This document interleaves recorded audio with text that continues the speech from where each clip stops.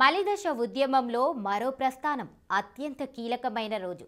యావత్ తెలంగాణ జాగృతమైన దినం.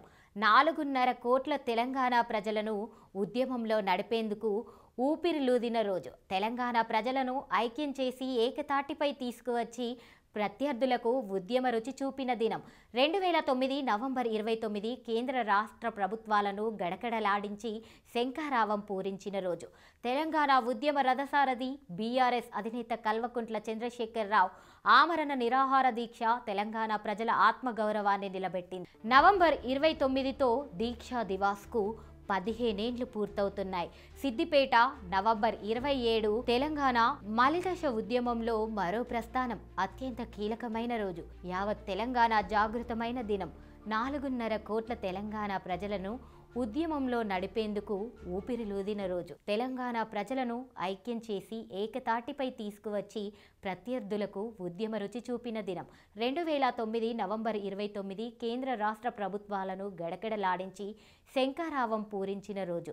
తెలంగాణ ఉద్యమం రథసారథి బీఆర్ఎస్ అధినేత కల్వకుంట్ల చంద్రశేఖరరావు ఆమరణ నిరాహార దీక్ష తెలంగాణ ప్రజల ఆత్మగౌరవాన్ని నిలబెట్టింది. నవంబర్ 29తో దీక్షా దివాస్కు 15 ఏళ్లు పూర్తవుతున్నాయి.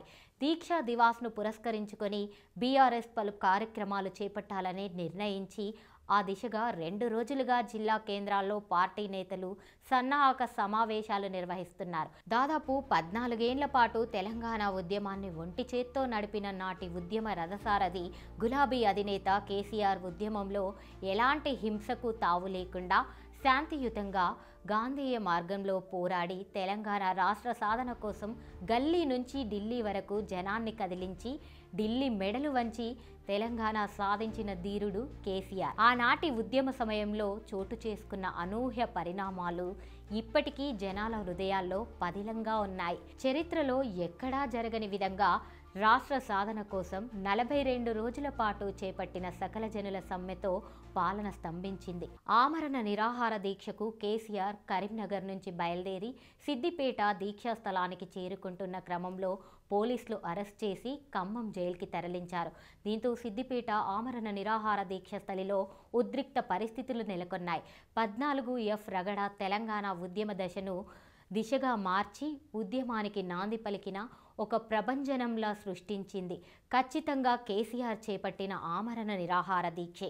హైదరాబాద్ నగరాన్ని ఆరో జోన్ నుంచి వేరు చేస్తూ ఫ్రీ జోన్గా మార్చేందుకు తీసుకున్న నేపథ్యంలో కేసీఆర్ తీసుకున్న 14F రగడ సంచలన నిర్ణయానికి నాంది పలికింది.